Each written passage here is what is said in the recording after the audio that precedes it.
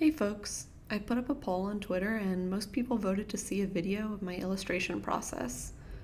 I always feel like everything I do in my process is pretty obvious and boring, but hopefully someone will find this helpful. So I started by just sketching some layouts in Procreate. This piece is a 2-page spread for a picture book, so I had to keep in mind things like leaving enough space for the text and making sure to keep any important details out of that middle gutter, since those will be hidden when the book is bound. In this scene, the reader is meeting some of the main characters, so I wanted to arrange them all together, each engaged in their own activity, and give a glimpse into their personalities.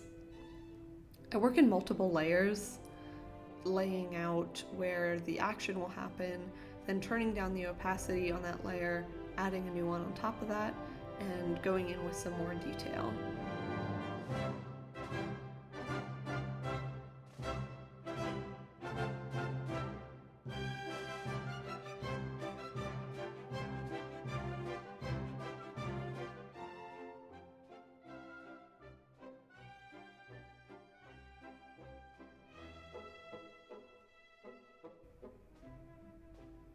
Once my sketch is done, I print it out really small several times on a sheet of watercolor paper and start doing some color thumbnails.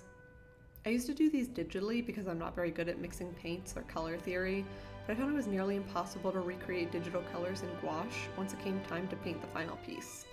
So now I do my thumbnails with the same material I'll be using for the final to make sure I can recreate it. The reason I do these color thumbnails is to test different lighting setups and colors and see which one matches the emotional tone I want.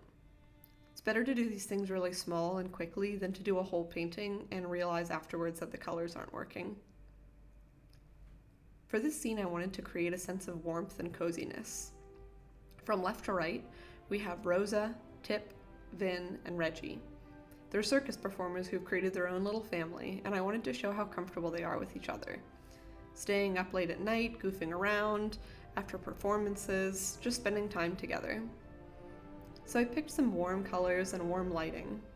That meant that almost every color I painted with was mixed with some red or yellow to make it feel like it was lit by a warm light. Even when I'm painting something like Vin's green pants, I still have to mix green with red. Otherwise the green would look really jarring amidst all those reds and browns. This is one of the most common beginner painting mistakes, using colors straight out of the tube without mixing them. It makes them look jarring and at odds with each other.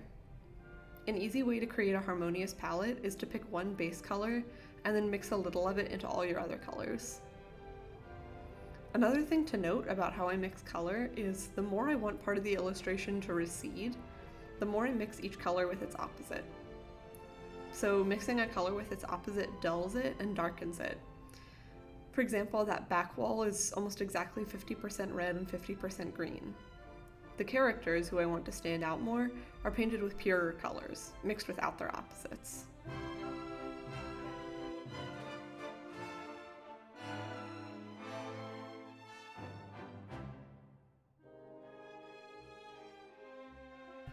So once I've settled on my color scheme, I print out my sketch to scale, in this case 11 by 17.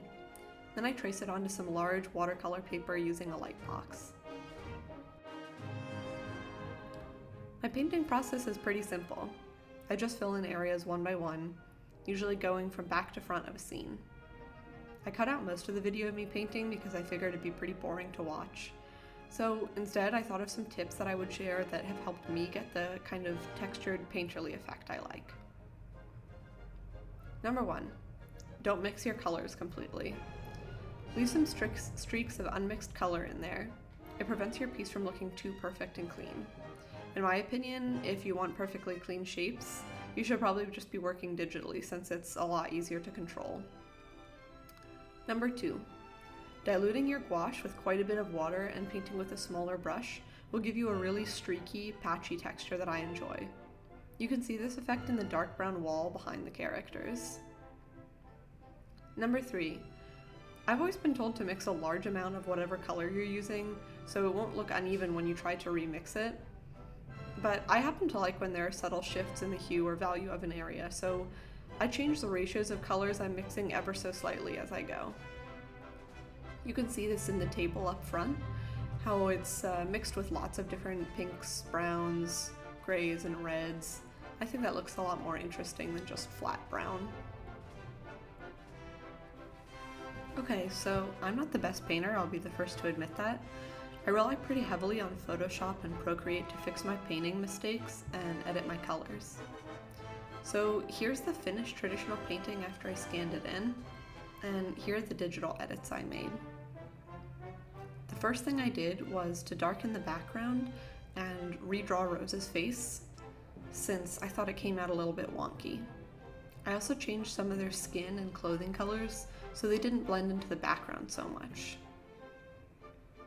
Then I added a series of gradient map layers and curves layers. If you don't know what these are, I could do a whole video on them, so I won't really go into it, but let me know if that would be helpful in the comments. The purpose of these layers was to harmonize the colors of the piece a little more. Then in this layer, I made most of the drawing edits. I added outlines in various places where I felt like characters or objects needed to be drawn more clearly. I added some details, changed facial expressions. To do any of this, I used a brush called Kid Crayon. It's kind of rough and organic, so my digital brush strokes don't look super out of place and obvious compared to the more natural paintbrush strokes. And that's pretty much it. This is the finished piece. I know I love watching process videos to get new ideas for my own practice, so I hope someone out there found this helpful, or at least entertaining. I hope you guys are all doing well, and please stay safe and keep making art.